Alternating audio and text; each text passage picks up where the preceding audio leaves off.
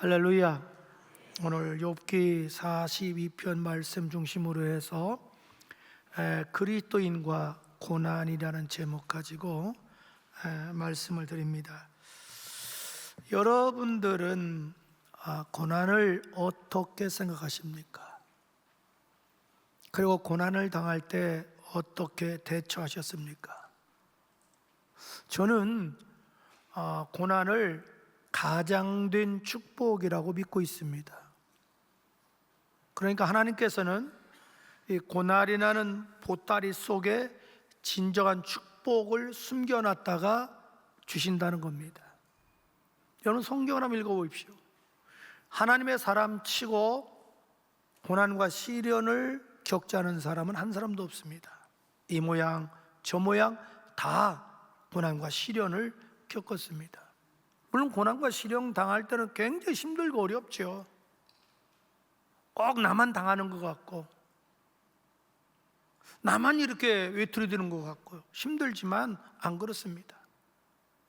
이 고난과 시련 뒤에는 반드시 그 고난과 시련을 잊고도 남을 수 있는 축복을 허락해 주십니다. 그래서 기독교는요, 이 고난이 언제나 뭘로 끝나냐면 해피엔딩으로 끝납니다. 이게 특징입니다. 여러분 본문의 주인공 우리가 잘 아는 욥이죠.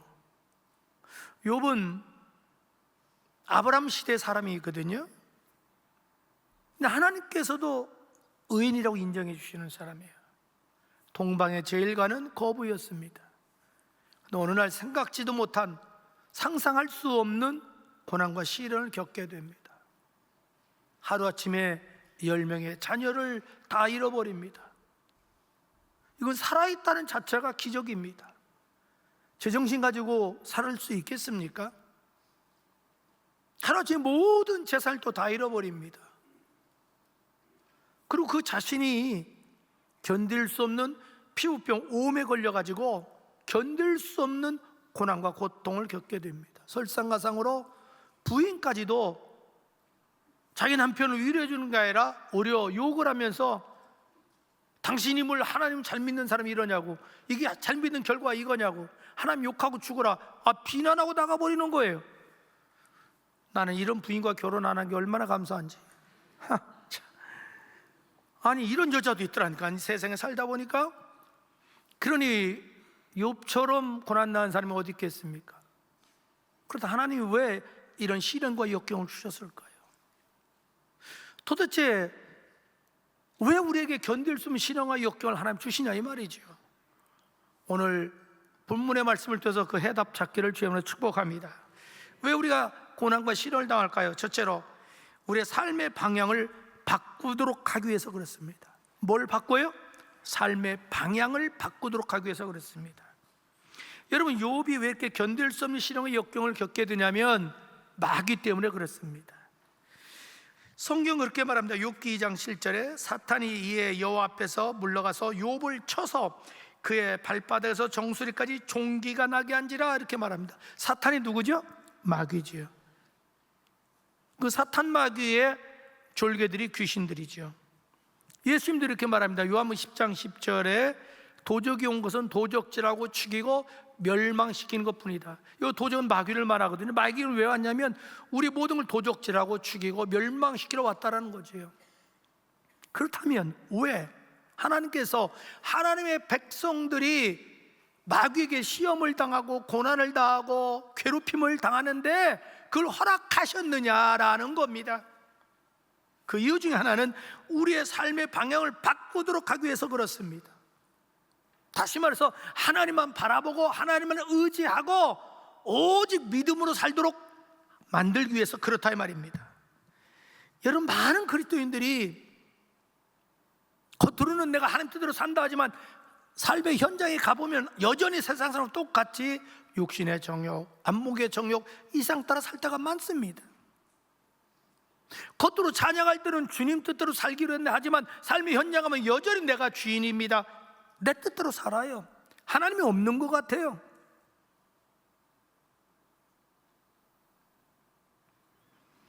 그런 사람들을 하나님은 그냥 놔두고 보지는 않지요. 왜? 하나님이 핏값을 주고 산 귀한 생명을 그대로 방임하겠습니까? 유기하지 않지요. 그래서 돌아오도록 하기 위해서 이 모양 저 모양 사인을 보내요. 그래도 안 돌아와요. 어쩔 수 없이 그러면 고난의 몽둥이를 댑니다. 고난의 몽둥이 되면 그때는 정신 바짝 차리고 방향을 바꿔서 하나님께 돌아오거든요. 여러분, 요나를 한번 보세요. 요나는 하나님의 선지자입니다.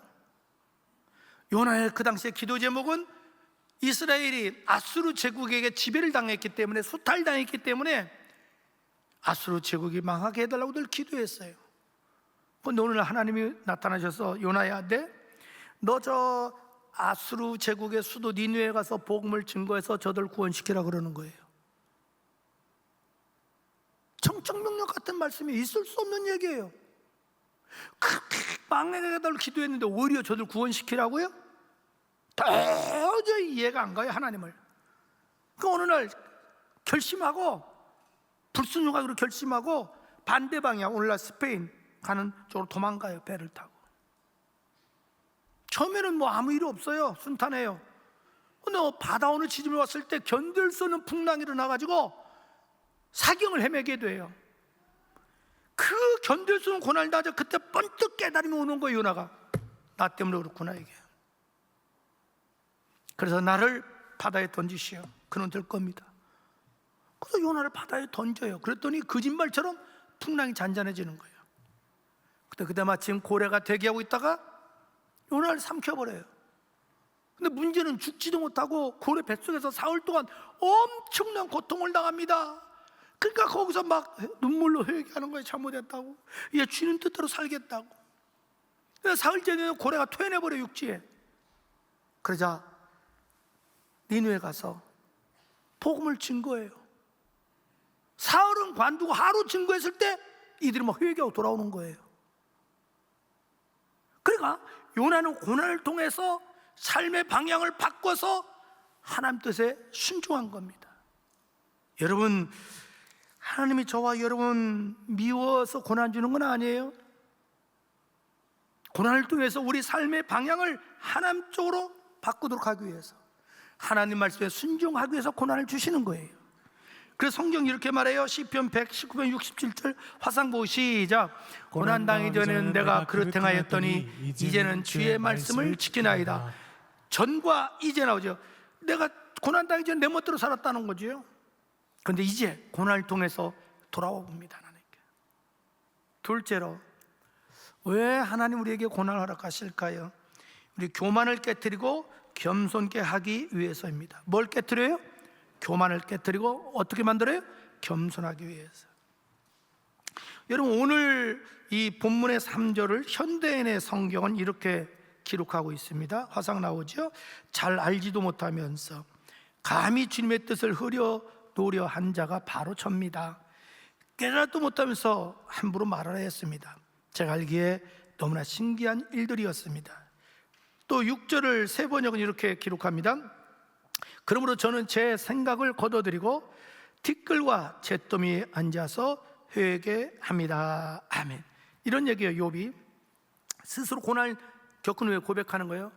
하나님, 제가 뭘 제대로 알지도 못하면서 아는 척한 거 용서해 주세요. 제대로 알지도 못하면서 아는 척 짓거린 거 용서해 주세요. 되지 못한 말한 거 회개합니다. 용서해 주세요. 그러니까 고난을 통해서 욥은 자기 자신이 얼마나 교만했나 그걸 발견하게 돼요. 그 고난을 통해서 철저히 깨지고 회개하고 겸손한 사람으로 거듭나게 됩니다. 여러분, 왜 하나님이 우리에게 고난을 주실까요? 우리의 교만을 깨뜨리고 겸손케 하기 위해서 그렇습니다. 대개 사람들은 자신이 연약한 존재라는 것을 인정하지 않습니다. 그리고 인정하기도 싫어합니다. 반면에 어떤 때는 자신이 대단한 존재인 것처럼 착각을 합니다. 그 이유는 교만한 성품 때문에 그렇습니다. 사람들은요, 다른 사람과 비교하기를 참 좋아해요. 그래서 내가 다른 사람보다 조금만 나아도 금세 우쭐해지고 그냥 교만해져요. 가령 어떤 사람은 잘난 외모 때문에 교만해지기도 해요. 어떤 사람은 재능 때문에 교만해지기도 하고, 어떤 사람은 돈 많다고 교만해지기도 하고, 어떤 사람은 학력이 높다고 교만해지기도 하고, 어떤 사람은 권력 있다고 교만해지기도 하고, 어떤 사람은 인기 있다고 교만해지기도 하고, 어떤 사람은 성공했다고 교만해지기도 합니다. 근데 여러분, 하나님이 제일 싫어하는 게 뭔 줄 아세요? 바로 교만한 마음입니다. 그래서 하나님은 고난을 통해서 그 교만을 깨트리고 겸손케 만드는 거예요. 그래서 어떤 사람은 외모를 자랑하는 사람은 외모에 깊은 상처를 주기도 합니다. 재능을 잘하는 사람은 어느 날 재능을 뺏어가기도 합니다. 돈을 잘하는 사람은 어느 날 실패 쓴 잔을 마시게 만들어요. 권력을 좋아하는 사람은 어떤 권력을 빼앗아갑니다. 학식을 자랑하는 사람은 어느 날 직장에서 승진을 누락시키고 해고시켜버립니다. 인기를 자랑하는 사람은 어느 날 인기가 물거품처럼 떠나가게 만듭니다. 권력을 자랑하는 사람은 권력 빼앗아가 버립니다. 그 정도 되면 자신이 얼마나 그동안 연약한 자를 깨닫게 돼요. 얼마나 교만했나 그걸 깨닫게 됩니다. 그래서 가슴을 찌르면서 회개하고 주님 앞에 돌아오고 겸손한 사람이 됩니다. 여러분, 야곱을 아시죠? 야곱은 하나님을 믿는다고 하지만 자기 머리를 더 믿었습니다. 자기 능력을 더 믿었습니다. 그 정도로 비상한 사람이에요. 능력의 사람이에요. 야곱은 하나님의 뜻보다는 자기 뜻대로 살았습니다. 그런데도 모든 게 다 잘 되는 거예요. 형통한 거예요. 거부가 돼요. 의기양양할 수밖에 없잖아요. 당연히 교만해질 수밖에 없죠. 어느 날 그를 성공한 그 모습을 안고 의기양양하게 고향을 향하여 갑니다. 금이 환영할 거다. 내가 가면 나 이렇게 성공한 사람이 빈털털리 갔는데 이렇게 이루었어. 근데 고향에 가는 도중에 20년 동안 자기를 죽이려고 칼을 갈고 있던 형 에서를 만나게 됩니다. 그 순간에 혼비백산하게 됩니다. 그 순간만큼 그 잘났던 머리도 좋은 머리도 능력도 재물도 아무 의미가 없는 거예요. 아무 도움이 안 돼요. 오히려 방해가 돼요. 그래서 그날 밤에 무릎 꿇고 하나님께 살려달라고 울부짖기 시작합니다. 철저히 깨어지기 시작합니다. 하나님께서는 그날 그의 환도뼈를 쳐서 그에게 쫄룩발이 장애를 만들어버리고 맙니다. 오히려 그게 전화위복이 돼서 목숨을 건지게 되고, 그것 때문에 변화돼서 야곱이 이스라엘로 변화돼서 믿음의 조상이 되는 겁니다. 여러분, 어떤 사람이 지혜로운 줄 아세요? 그건 고난의 몽둥이 맞기 전에 스스로 날마다 내려놓는 사람이에요. 깨지는 사람이에요. 겸손해지는 사람이에요. 날마다 주님, 저를 불쌍히 여겨주세요. 긍휼히 여겨주세요. 주님이 돕지 않으면 난 아무것도 할 수 없어요. 그래서 하나절까지 주님 잡고 주님 앞에 영광 들 줄 아는 사람. 여러분, 사람이 아무것도 아니 알고 보면, 여러분 지금 건강하게 돌아다니죠? 하나님이 여러분 신경 하나만 건드려 놓으면, 고장나면 뭐가 돼요? 금세 사람이 바보가 돼요. 여러분 신경 하나만 건드려 놓으면요, 여러분 못 걸어요.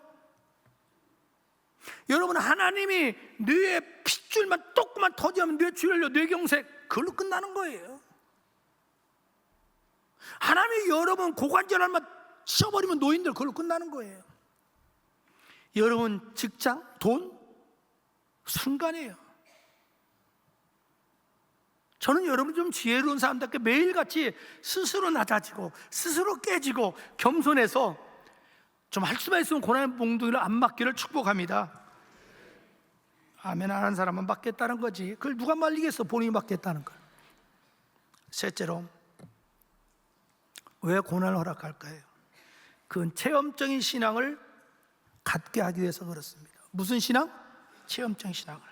자, 5절 화상복 한번 다 같이 읽을까요? 시작. 내가 주께 대하여 귀로 듣기만 하였사오나 이제는 눈으로 주를 배움나이다. 아멘. 이것이 욥의 고백이에요. 사실은 하나님 나 경건하다고 했지만, 나도 경건하게 살았다고 했지만 한 번도 솔직히 하나님 만난 경험이 없다는 거예요. 근데 고난을 통해서 내가 드디어 하나님을 만났습니다.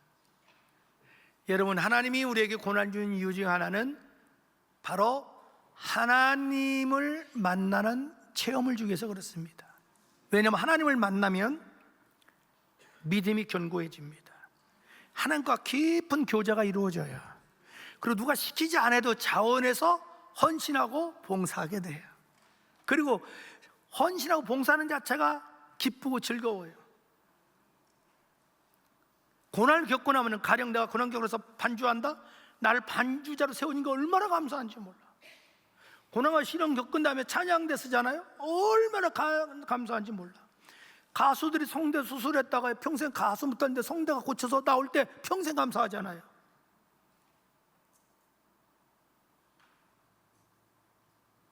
한 번은 주님의 제자들이 주님을 모시고 배 타고 가거든요. 근데 호수죠, 거기 갈릴리 호수. 근데 워낙 크니까 그 사람들은 그냥 바다라고 그래요. 중간에 왔을 때 갑자기 풍랑이 일어나는 거예요. 근데 주님의 제자들은 대부분이 어부 출신이잖아요. 너무 잘 알아요, 그걸. 뭐 웬만한 풍랑은 끄떡도 안 하는데 그날 풍랑은 감당할 수 없어요. 두려움이 엄습해요. 그러니까 주무시는 주님을 깨워요. 그러니까 주님이 일어나서 말씀 한마디 하니까 금세 풍랑이 잔잔해지는 거예요. 너무나 충격받은 제자들이 이렇게 고백합니다. 하나님의 아들이십니다. 그 경험을 통해서 드디어 자기 앞에 계신 예수님이 단순한 스승이 아니고 선지자가 아니고 하나님의 아들이라고 고백합니다. 즉 메시아라고. 옛날에 여러분 백문이 불여일견이라는 게 있잖아요. 100번 듣는 것보다 한 번 보는 게 나아요. 하물며 내가 직접 경험하면 어떻게 될까요? 믿음이 확실해집니다. 여러분, 주님은 바로 우리에게 체험적인 신앙을 갖게 하기 위해서 고난도 허락하십니다. 넷째로, 왜 우리에게 고난을 허락하실까요? 그건 성숙한 그리스도인을 만들기 위해서 그렇습니다. 뭘 만들어요? 성숙한 그리스도인을 만들기 위해서. 자, 10절 화상 보고 다 같이 시작. 욥이 그의 친구들을 위하여 기도할 때 여호와께서 욥의 공경을 도리시키시고 여호와께서 욥에게 이전 모든 소유보다 갑절이나 주신지라. 아멘. 여러분, 욥이 고난당한 이야기를 듣고 평소에 교제하던 세 친구가 찾아와요.